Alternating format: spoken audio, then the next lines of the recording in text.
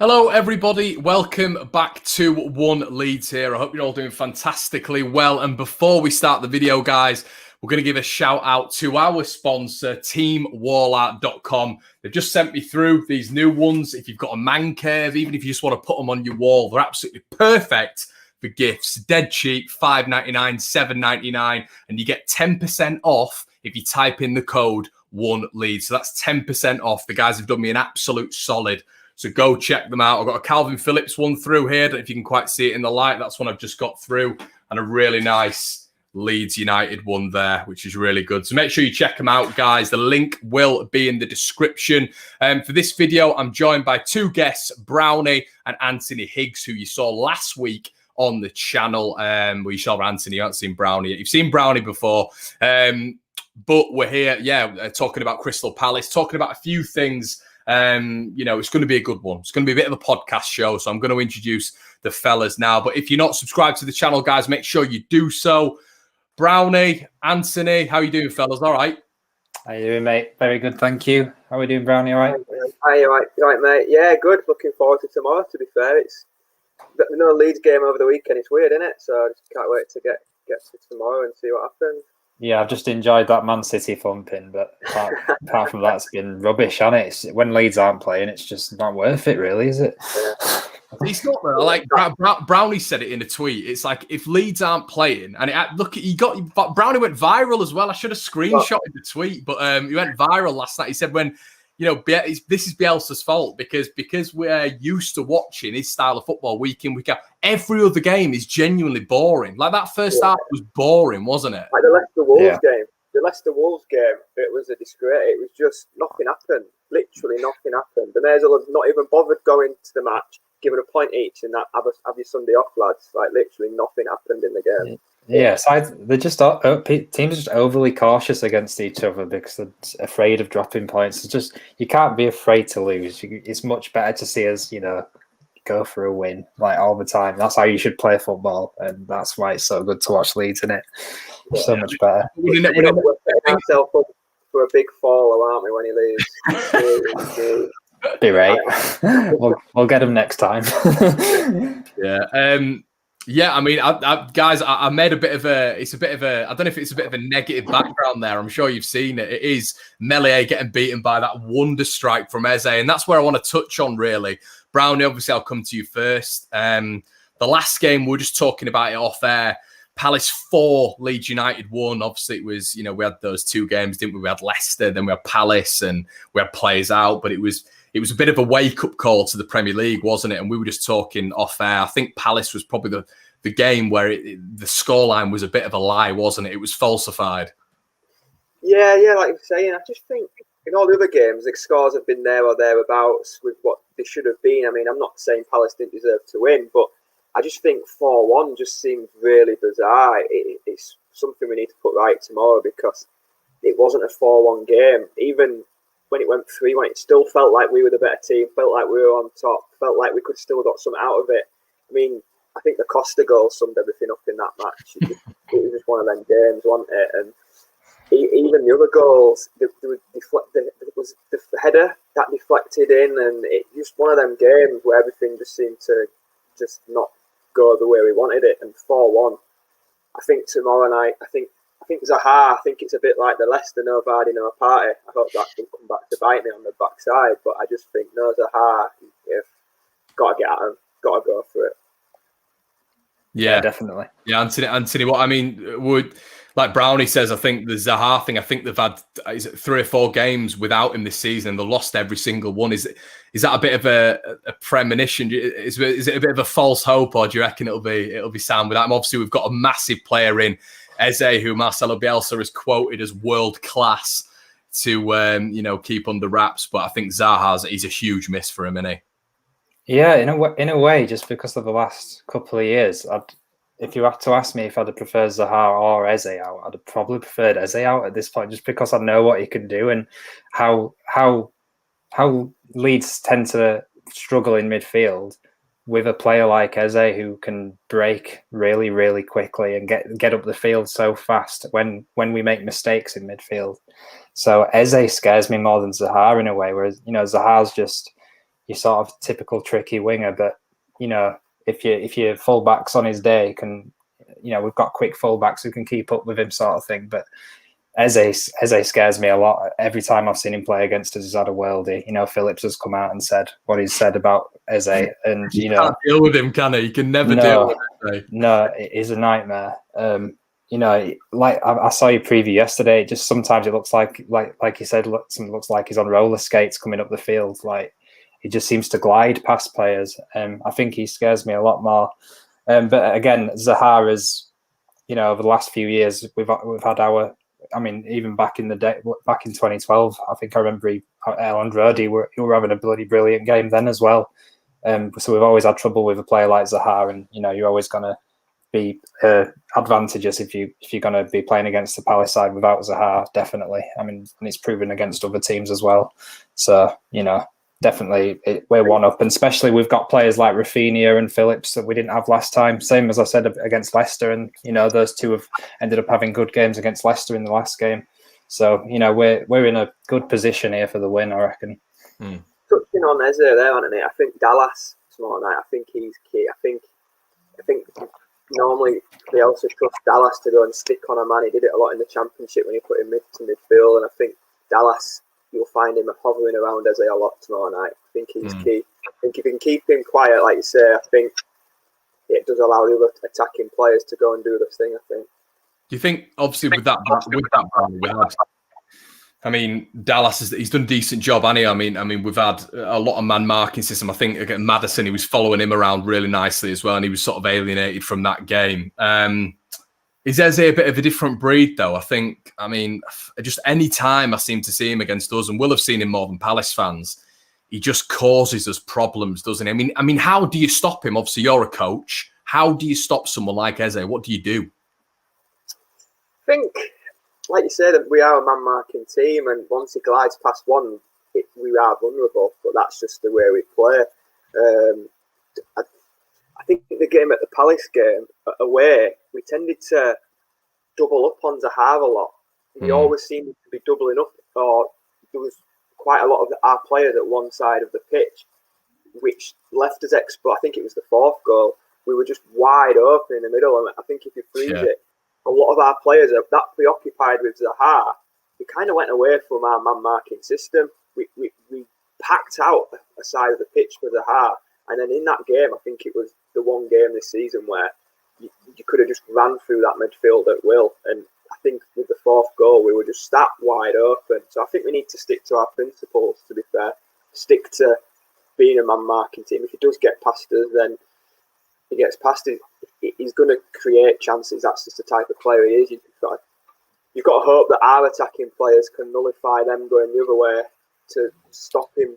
But attack's the best form of defence, isn't it, for us, I think, tomorrow night. I think the way that Palace game started at Selhurst Park, they didn't sit in like teams normally do. They came for us, and it sort of like threw us off a little bit, I think. And I think if we can do the same to them, get out of the traps and be more advanced of them, it sort of like nullifies them going the other way. But I think it will be a bit of a basketball match. It always is with Leeds. But as you say, for Eze, I think Dallas is key. I think Dallas really has to. I know he's caused a lot of problems in the Championship.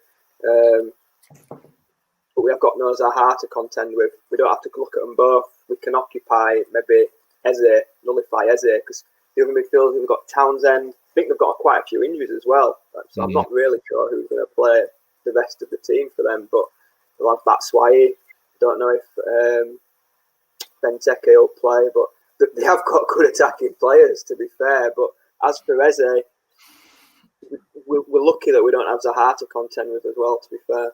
Yeah, I think with regards to that, we were talking, I've said it previously, I was speaking to my old man earlier, and I think with Roy Hodgson, a lot of people see Roy Hodgson, they're like, he's been around for a while, he doesn't do X, Y, and Z. But is it safe to say that when we played Palace and obviously lost 4-1, that was one of the first times, if not the first time, that an opposition coach properly figured us out? Because obviously they pressed on the wings. I think they had 3 at the back as well. I can't remember. It might have been a 4, and they were pressing. The fullbacks were pressing high, but it seemed to be that Roy was switching throughout the game as well. It was the 4-2-3-1, then it was the 4-4-2. Leeds players were adapting to it.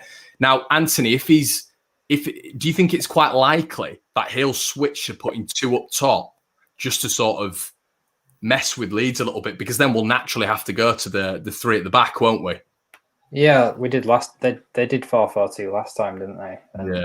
I think we were just off the back of losing Phillips, and I think it was Dallas in the midfield, and I'm not sure if Click played or not. But we gave the ball away a lot in that game as well. Like, we had a lot of it, and they broke through the lines, and we couldn't.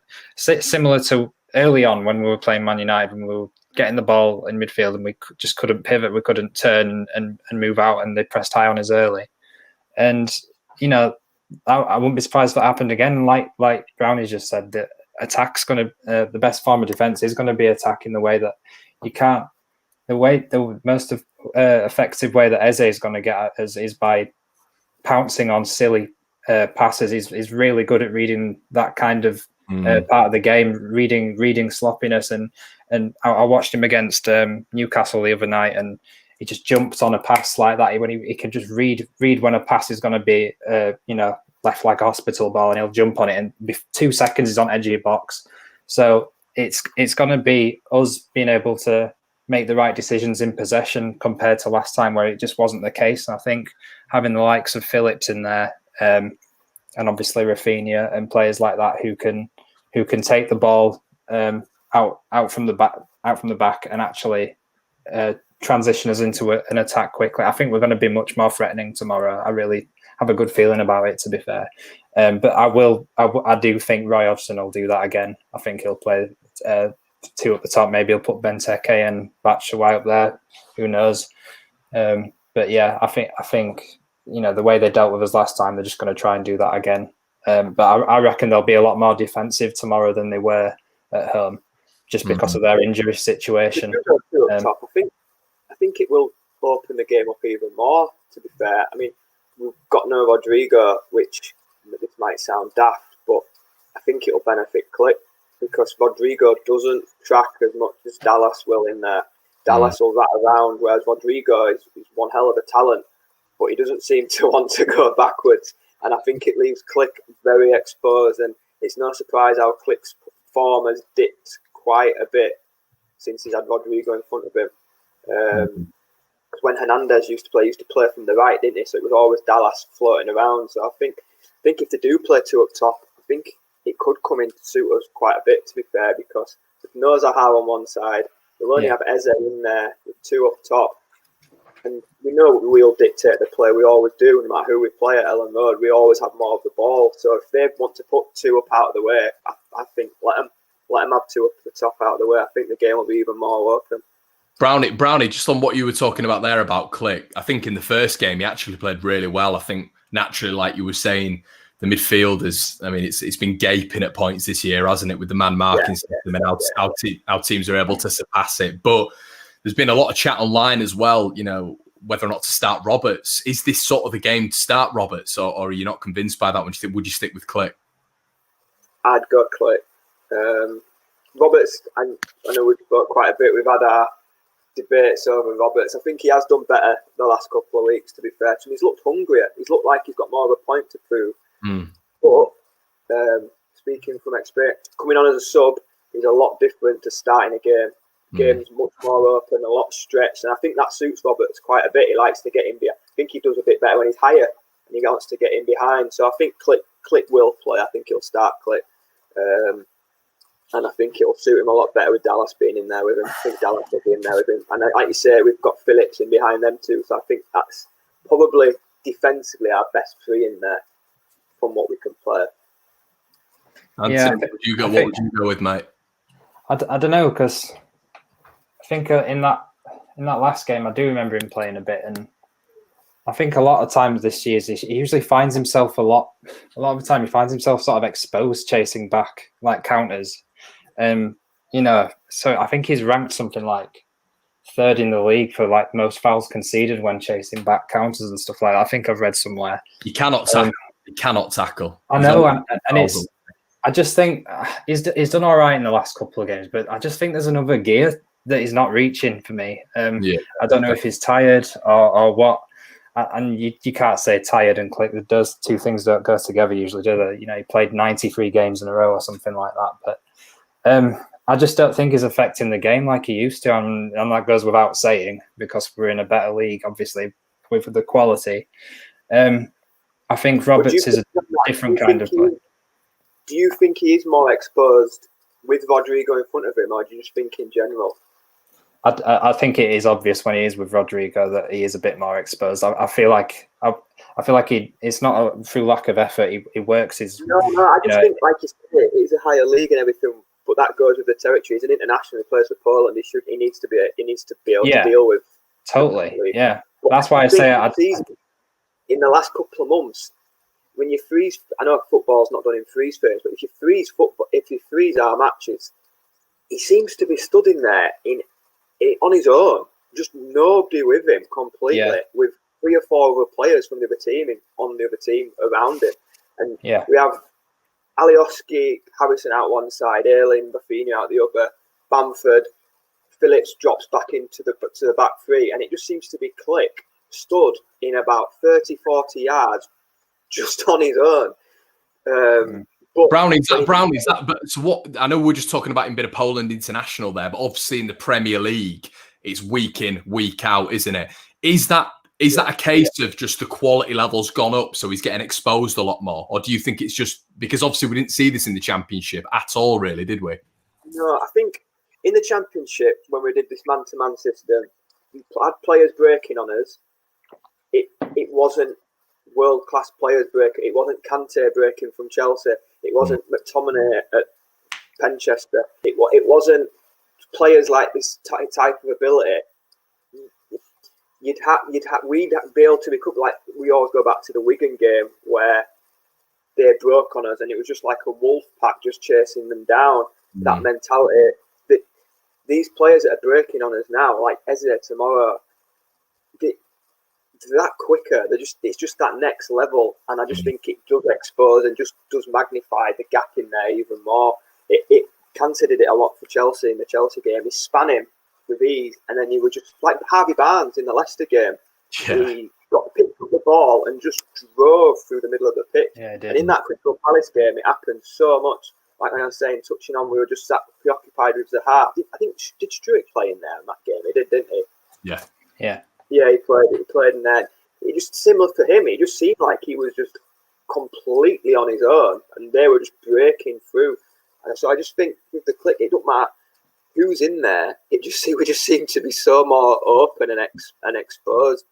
But like you say, it's the quality of player that's breaking through now, isn't it? We're not playing QPR. We're not playing Luton. We're not playing Barnsley and Wigan. You look at the fixtures. I touched on it the other night. There's not an easy run of fit. You always have a game. It's been bloody hell. I've said that. There's no easy games coming up. Like in the Championship, you can look at the fixture and go, right, we can go on a 6 or 7 game run here where we're going to win 5 or 6 of them. Whereas in the Premier League, look at Wolves and Arsenal after Palace. It's like bloody hell. Yeah, it don't get much easier, does it? Paul Hunt says, "Hey guys, I think it's about us. We look settled and relaxed. If we are on, I think we win by a couple. Click just looks drained, head and body, and I think there is something about that. There is something about him at the minute. And do you know what? I think the big thing about Click at this moment in time, and this isn't getting on him, as we've spoken about, it's a new level. He's adapting to it. Our team literally it's the entire team, isn't it? None of the team has played in the Premier League before, so that adapting it's huge. Just touching on Click, just to finish off with it on him, I think it's imperative we get a centre midfielder. Hernandez isn't really pushing him. There's nobody pushing him to play. It almost got to the point where he knew he was playing. There was nobody going to take his spot. Robert, we're talking, can Roberts take his position? No, Roberts can't. No, he can't. He's better at centre back. I think he's proved that. Phillips will play. And it almost got to this situation where Phillips was like, no matter how he plays, he was going to play. He was on that team sheet. No matter how he played, he was always going to play. And I think for a footballer, like as a keeper or a striker, you need that competitiveness to bring out the best of you, to push you on that bit more. And I think that's why in the summer we will go get a centre midfielder. We don't really have that competition for places. And the other one's Shackleton. Will Shackleton take his place? If you click the point, he's not going to take. Bielsa's all, when he came out and said, Matthews Click's a player who can play in any of the top teams in any of the top leagues. And, he came out and said that. So he clearly believes in him. And he clearly thinks there's another gear to him. Anthony, since he said that, he's gone downhill. He has. I know. I didn't touch it on that. I'm going to play. I know I'm playing. No matter how I play, I'm going to play type of thing. And that comment about he looks heavy and tired, he does. But yeah, he does. He will play the next game. So maybe Bielsa's took him out for a few games just to think, hang on a minute, you do need to play to be in this team type of thing. But it still shows a lot. It still shows spells offensively where he does have that class. It's just his all-round game which is struggling, and especially when you've just said, Connor, about his tackling. His tackling is just weak.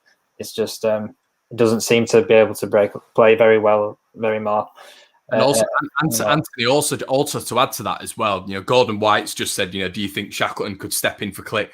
Not for me. I don't think in the centre midfield he is that Premier League player. You look at some of the players that we're coming up against week in, week out. Unfortunately, I don't think Jamie Shackleton is. He's a good young player. I see Jamie Shackleton as a bombing on fullback, to be quite honest with you. That's why I see his position developing. On Shackleton, I mean, we wouldn't go out and buy a Jamie Shackleton.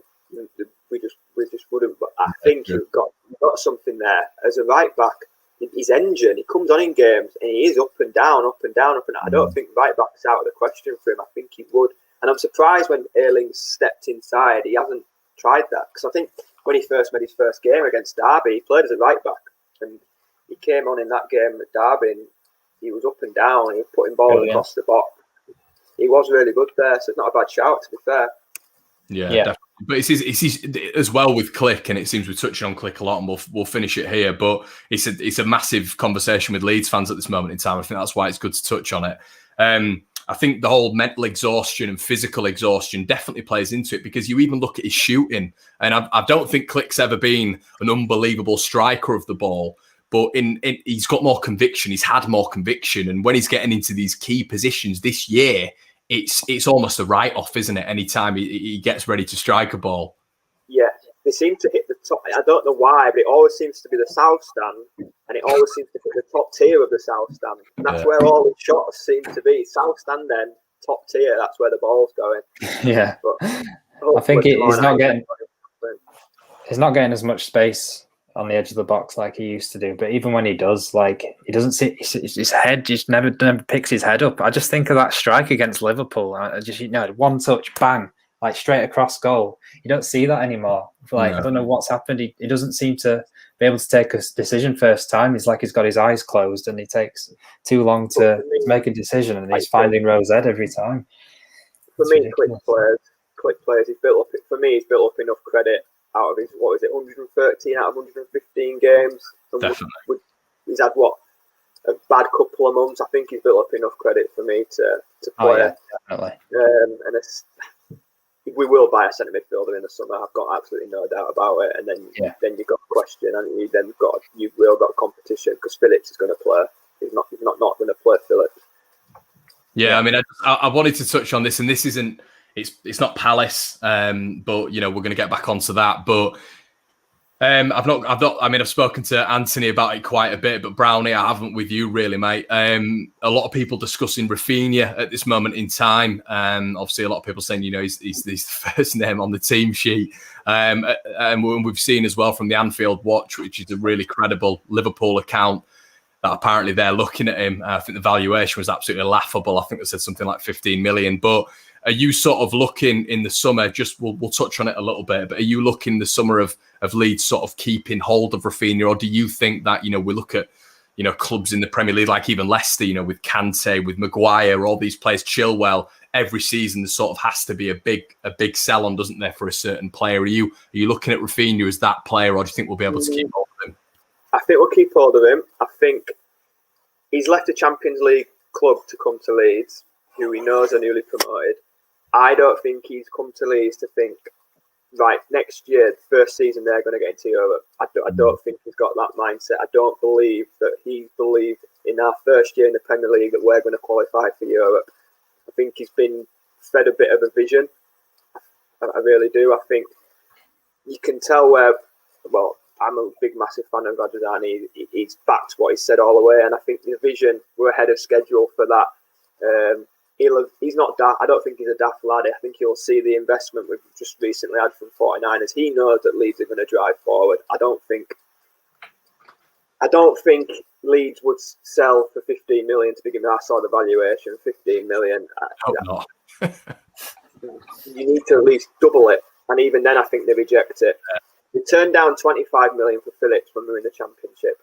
I don't think Leeds are at the selling club point. However, if it did get big money, and it is Liverpool, do you know what I mean? But I'm going to put it out there. I think Liverpool. I don't think Liverpool make top 4. So I think that question's pointless. I don't think. No, and I think I tweeted you midweek. Imagine Leeds with 3 or 4 players of Rafinha's quality. I've said it, mate. I say it every time. My God.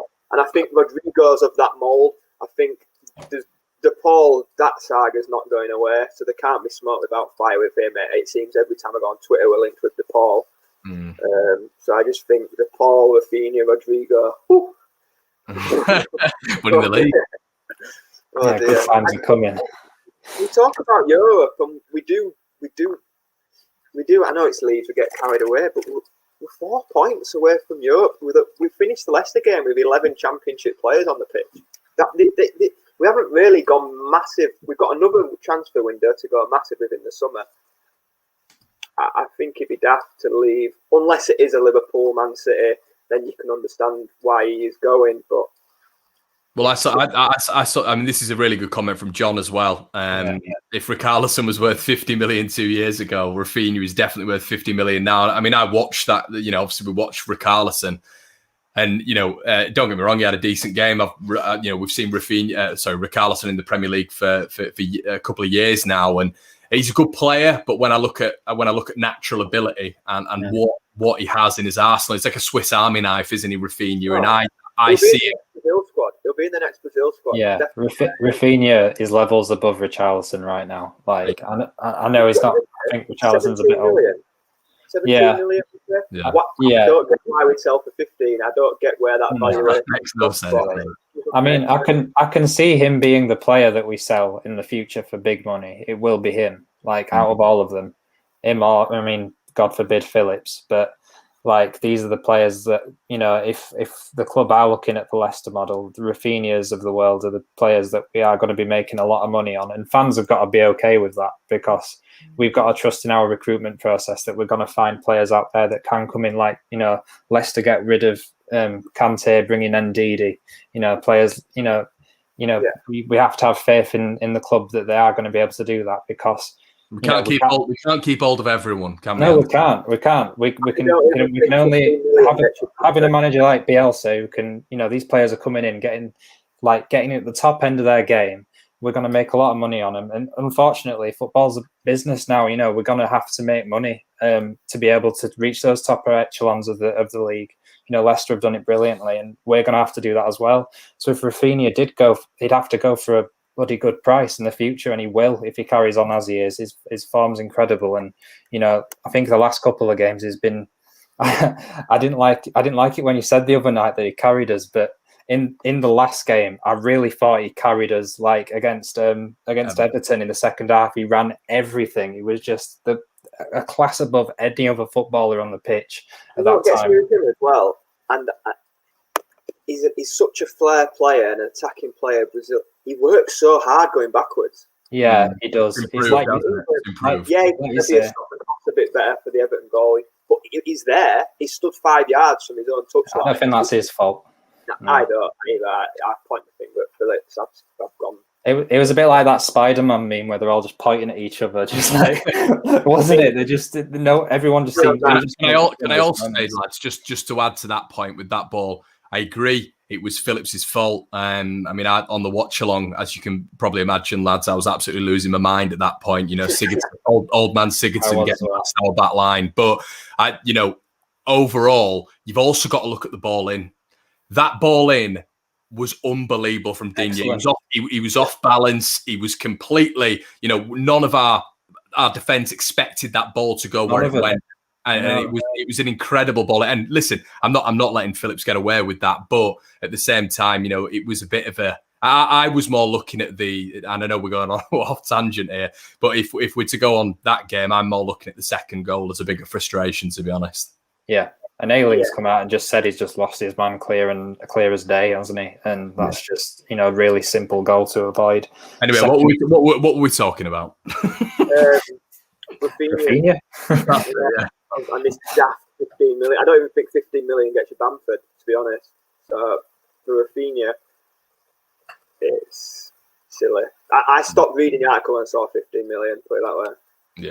Yeah, definitely. I didn't even open it. I was just like, yeah, it was. You make a really good point, though, Anthony, about selling players for more money and how Leicester did it. Because I see Melier a bit like that. I see us cashing in on him down the line. Really? Maybe.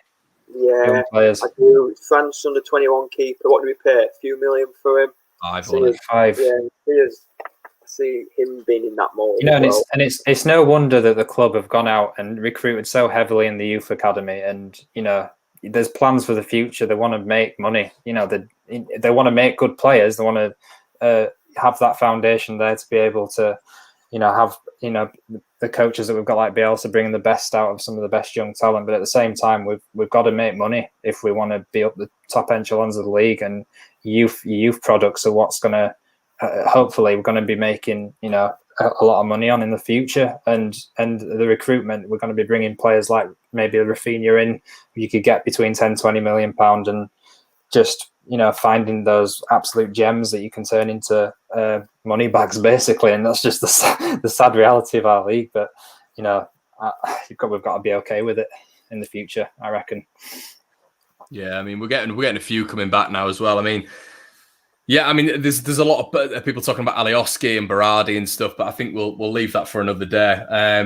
But with regards to this game, anyway, we've got noted down as well. I mean, set pieces, we conceded a bizarre set piece. I don't know if it was just a wonderful Scott Dan header. I think there's confusion on the post. I think maybe Melier could have done a little bit better, but Scott Dan scored that bizarre header last time, and it was when we were going through that period of seemingly every goal we conceded was a set piece. Brownie, set pieces, thoughts? You're right, mate. It does. I used to, when we were allowed in the ground, whenever the other team got a set piece, we all used to groan. Even in the championship, you could just. What do you mean when we were in the ground? It's now. Yeah, and now it just doesn't seem to have changed, does it? And that's the frustrating thing about Leeds. We've conceded a lot of goals, but nobody seems to carve us open. We never seem to get broken, like pass, like that. Everton goal is a great cross in. It's always sloppy mistake, like that. Touching on the Leicester game at home, we should have scored, and then down the other end, Cox pass. It's a silly back pass, and they put it in. And teams just seem to. We never seem to get them easy chances that we seem to gift. Brownie, Brighton. Yeah, I mean, and the set pieces for me, we seem to just, and it's so bizarre because Cooper in open play, he's dominated Callum Wilson, he's pocketed Calvert-Lewin, he's dominated the centre forwards all the time. But if put us in the box, we just can't seem to win a header, and I don't know why it is. Ayling, I love Ayling to pieces, but he seems to be at fault for quite a few headers. I think it's from set pieces. It seems a lot, and I think the statistics to back this up. So if people are hammering me for this, I think a lot of it is Cooper and Ayling in terms of set pieces. Yeah, but take them out of the box, and they dominate every header. They don't lose many headers, but put them in the box, and I just don't understand it. But the West Ham winner was Ayling's man. The one the other night, Ayling's man. The Hendricks goal at the back post that got crossed in, it was a flick on from Ayling's man. In the box, set piece wise, we just don't see. And I don't want to dig out Ayling. I don't like digging out players at all. But like I say, in the box, it's just the desire to go win the header. But then put them out of the box and a long goal kick. Cooper and Ayling are head and shoulders above their centre forward, and they dominate them. So I just don't get it why in the box we don't seem to be able to do the same thing, because it would be scary of how many goals less we would have conceded if we'd have been able to head it in the box. Yeah, and I think over the last few years since Bielsa's come in, it's not something he's focused on. It's never something he's been focusing on. I think he's just had trust in his players to be able to do the right thing from corners, because I suppose it's the basics. And I don't think it's something he's ever thought about until this year, where we've come up against much more. People say that the lower leagues are stronger, more physical leagues, but don't agree. I think in the Premier League we've come up against much more effective teams in the box aerially, and I think we're struggling in that area, and how the quality of the balls coming into the box are miles better. And Anthony, can I just touch on what you're saying there as well, mate? Sorry to interrupt. I think what a lot of people miss as well. People think in the Championship you got your likes of Sean Morrison's, you got your likes of Flint, all these big buggers who are going to knock the ball in. When you get into that Premier League, when you get into that stratosphere, that top level, it's athleticism, the physical prowess of players are elite. They are top. It's the best division in the world. And I think people miss that. They think, well, last year we didn't concede that many, and this year we're conceding stuff. It means everything's going to pot. We can't defend, all this sort of stuff, etc., from set pieces. But the bottom line of things, it's very, very difficult to defend against these sort of players in the box, isn't it? Yeah, absolutely. You've got your big buggers in this league as well, but you've also got an absolutely wonderful ball coming into your box every single time you concede. We had 6 corners the other night in the space of like 5 minutes, and Rafinha were putting good balls in the box. To be fair, they were all really good corners. Yeah, they were brilliant. But one corner for Everton.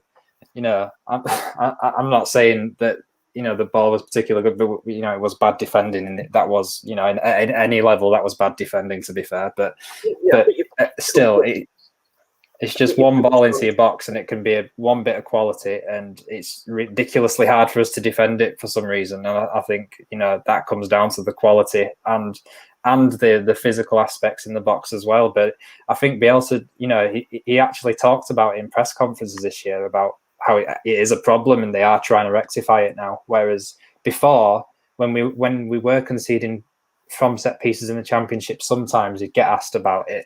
He'd really just shrug it off, just like, it's not something that's going to happen often. We're still going to focus on our offensive game. This year I think he's trying, and we are improving from defending overall on set pieces. There were times against the likes of Chelsea at back end of last year where every single ball that came into the box was a chance for the opposition team, and I think we have improved somewhat over the whole amount of balls that come into our box that we get rid of. I think we have improved a little bit, but it's still not convincing when you watch it. Even with Melia coming out, Melia has dropped a few clangers as well. But he's been great. I love Melia. I think he's been absolutely fantastic. But you can't really. It's a lot of pressure on his shoulder. 20 years old, amazing balls coming into the box, big buggers coming up on him, and our centre backs need to, like you say, between Cooper and Ayling, it needs to be improved in that area more than anywhere. I think you've touched on something there with the quality, because you look at the Burnley game and they're renowned for set pieces. We keep a clean sheet. They had a lot of corners and free kicks. Yeah, we defended brilliantly in that game. We defended them. Is it the quality of the ball that we just can't deal with? But I think runners, like we've touched on Phillips being at fault for the Everton goal, just letting runners go. And it happens quite a bit where players seem to get a little bit of a free run on us, whereas defending a goal kick, you stood next to each other, man for man, and you're tussling for the same ball. Whereas in the box, it's just that little bit of movement, and they seem to be away from our defence far too easily. And maybe you're right with the quality of the ball. It does make a bit of a factor into why we're struggling. Brownie, with regards to that, so I think we've improved in recent games in terms of set pieces. And I know that sounds ridiculous because that Dominic Calvert-Lewin goal, but generally I think we have. But with regards to focus and concentration at moments like that, is that to do with the quality of the player? Is that to do with optimum? You know, when you are an elite player, you are always at that, because it has been sort of a consistent theme, hasn't it, from set pieces? I don't know if we've been overpowered or anything like this. I just think sometimes it is an element of Leeds switching off. Yeah, no, I think you're right. I think and that is the it has to be something. There has to be something in that, because, like I've said previously, from a goal kick or a long ball downfield, we win the header. We go and win the header. Cooper's bullied strikers left, right, and centre, going and winning the first header. But put it into the box. It has to be a mental thing. The fact that we've conceded so many goals, and we're known for conceding, it's like, oh my god, I can't let another one in. I can't let another one in. It's sort of that mentality. Is it, or like the seed of doubt in the back of our minds that there is something in that? There has to be something in that, because, like I say, anywhere else on the pitch, I fancy us to go in the header. Put a ball into our box from a corner, and I'm hiding behind a pillar, wondering if the ball's gone in or not. Yeah, me too. There has to be something in it.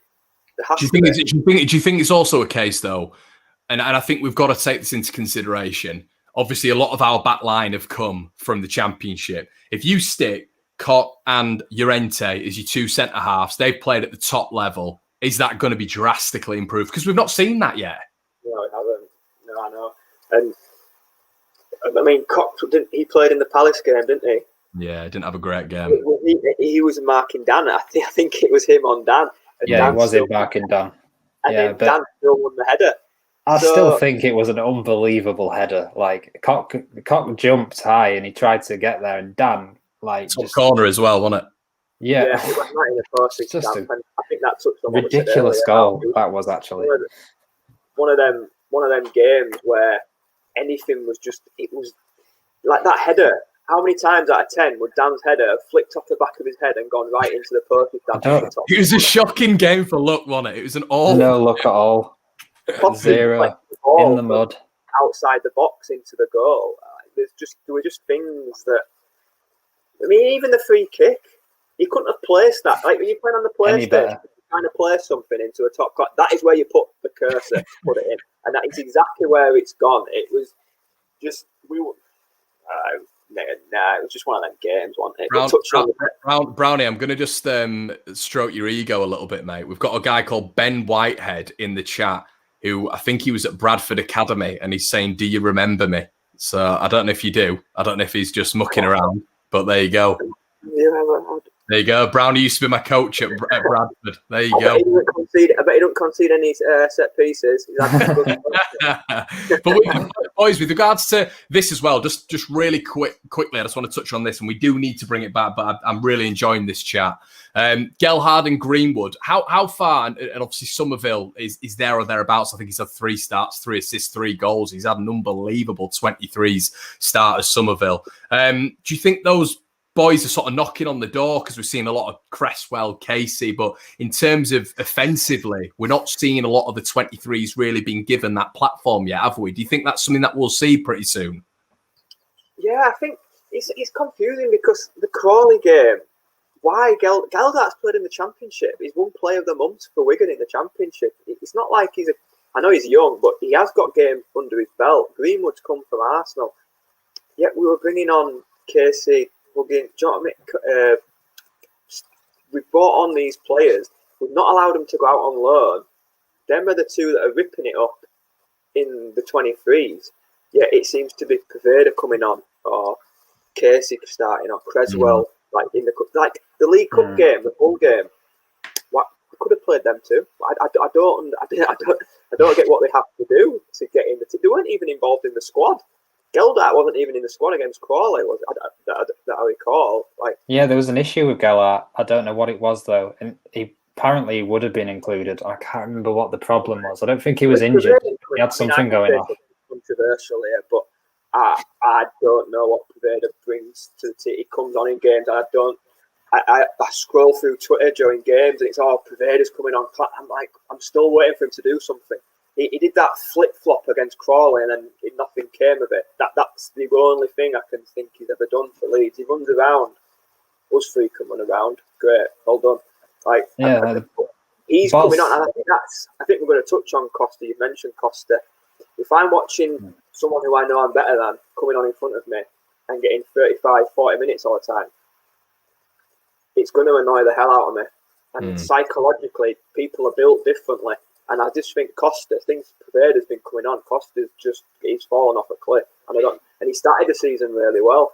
But of late, he's not really bringing anything to the table himself. But these players are coming on, and Geldart and Greenwood, they're not getting anywhere near the squad, let alone on the pitch. So they look like I know. Don't get me wrong, and this is why I'm sat on a chair with a fan channel and talking to two of my mates. But it is one of those where you do think to yourself, with those two, they've got a little bit of an X factor. And listen, there's probably a reason they're nowhere near, and Bielsa will have a reason. He always does, and he always seems to get it right. But like you say, Brownie, it is a case of, you're bringing Costa on, you're bringing Prevada on, you've got these two hungry, clearly quality players that are in the ranks, and you do think to yourself, what would the harm be? They're clearly up to speed now. They're clearly up to speed. So it would be the FA Cup game and the League Cup game. I think they should have got minutes. But what I will say is, as we've seen with the players that have played in the first team, the 23s is a completely different ball game. And it's Brownie. We're also in, and you'll know this as well, and all this sort of stuff. We're not even in the top Premier League division at the youth level. We're in the second division. So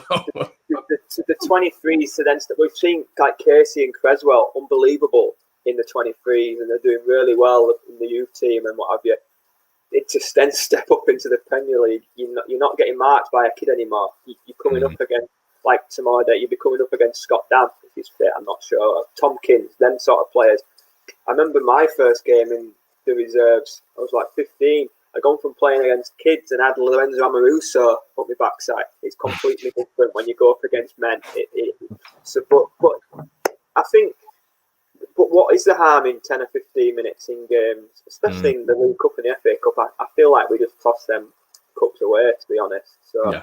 I think when we reach that magical 35, 40 points, maybe we'll see some cameos in the last part of the season. I'd like to see that. But I've also seen Somerville play before, because I went to Holland and I saw Somerville play for ADO when against Feyenoord. I went to see that game because I've got Dutch family over there and I go watch Feyenoord sometimes. And he was, I know the Dutch league is nowhere near the Premier League, but he didn't look out of place at all, and he was younger.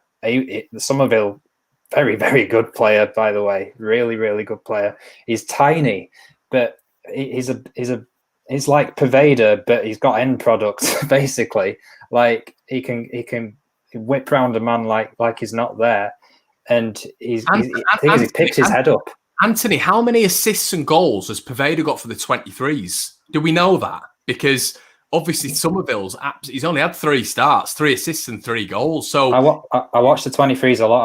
I'm not no bloody LUFC data or anything, but I haven't seen anything from Prevada in terms of end product. I've seen him play well, but Somerville made an immediate impact. Like as soon as he's against that Burnley, I know it's against Burnley and today, his link-up play with Joffrey was just outrageous. Really, really good. If there's anyone who's looking like there's any sort of quality, a match for any wingers in our first team, it's Somerville over Prevada at the minute for me. I like Prevada. When the 23s play and Prevada's in the squad, isn't Prevada on the bench? So I'm sure I've seen Prevada on the bench for the 23s. Yeah, he has. Yeah, he is. And then he seems to skip from being the first sub that comes on in the. I don't know. They're all young lads, but like I say, the step between the 23s and the first team is huge. Yeah, probably. Yeah. Bringing it back to tomorrow, then, is it? Palace have got, it's a well-established, well-oiled, well-fashioned Premier League team. They've got some real good players in there. They've got Rydveld in there as well, who's having a good season in central midfield. They've got the likes, obviously, Townsend, who's coming. I thought, you had a good game against us before as well. What's our plan of attack for this game, Brown? Is it just about doing the basics well? This is really weird for me because I'm the most pessimistic Leeds fan going. I'd never see it. I don't think you are, mate. Anthony will tell you this. I don't think you are. Oh, mate, honestly, it could be 3-0 with 15 minutes to go, and I'm still on edge. I'm really confident for tomorrow night. I don't know what it's based on. I don't know why. I just feel like someone's due a drubbing. Someone is due to be on the end of a tonking from Leeds, and I just feel tomorrow night could be it. Just need to bring us ice skates tomorrow night, and we might be all right, lads. God, no, I can't stand it again. I can't stand that again. I think it's just because the pace we run at on a pitch, like how fast we go forward, we're just setting ourselves up to fail on a pitch like that. You know, if one pass that's sort of behind us and that's it, on your arse, son, that's it. I think we've, like we touched on at the start, I think we've just got to get at them. We dominate the ball anyway in games, and I think they will come being different. I just can see Roy Hodgson coming and being so defensive. I think a goal in the first 15 minutes just changes the whole complexity of it, and they have to come out. They can't just sit in. But I think that's how they will set up. I think they will set up to come and frustrate us. Brownie. That's been a thing for me. It's been the Achilles heel, or it's been the positive for Leeds this year. It's been that it's not even 10 minutes anymore. That first 20 minutes in a game with Leeds United in is massive. It's all Leicester obviously was very different, and it was a bit of an anomaly. But you even saw it with Everton the other night when they got that goal. They set the stall, and I think Palace away is another one. Yeah. Mm-hmm. Yeah, I mean, I know the Bamford goal where he's offside by his shirt sleeve or whatever it was. That goes back to 1-1. They go to change game, and then they go down the other end and 2-0, and then that's it. Game done. Just sit there, break us down, and I think this season, I'm not a stats person, but if you look at a lot of our games, we seem to concede a goal in the first 10 minutes quite often, and then teams just sit right. Break us down because they know we're going to be up, and they know they're going to be able to break us on the attack and go on a grip. And I just think, like the Leicester game, that wasn't a 4-1 to me either. But they scored in the first couple of minutes. It meant we have to come out even more, and they could just pick us off at will. So I just think tomorrow, like you say, Connor, the first 15 minutes especially is huge. I think we could get a goal in there. Well, I think Brownie. I think I saw a stat the other day on online, and I think in the second half of every game, if you finish the game in the second half, we're 9th in the league. But I think based on a first half performance, I think it was either 16th or 17th. Our fitness clearly comes into play, which is brilliant. But it's almost like we try figure teams out, don't we? We try figure them out, and it takes us a while to adapt. Yeah, I used to have a manager. Something he said always sticks with me, and I always think it now. The first 10 minutes and the last 10 minutes of every game are the most important. If you start the game in the first 10 minutes and you go down, like Man United game, the 2-0 after 10 minutes, and genuinely, you might laugh at me. If them 2 goals don't go in them first 10 minutes, we don't get beat 6-2.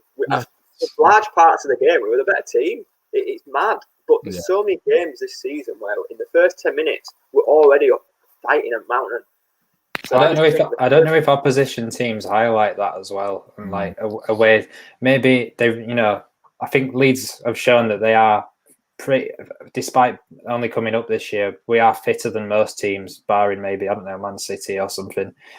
I don't know if teams are coming to us and saying, right, lads, first 20 minutes, use all your energy, get at them, use your quality, and then for the rest of the game, we can preserve our energy and just letting Leeds have the ball sort of thing. And I think a lot of teams maybe highlight that because it's a pattern. Clearly, teams are pushing us high at the first 10 minutes, and we seem to be quite slow to get started.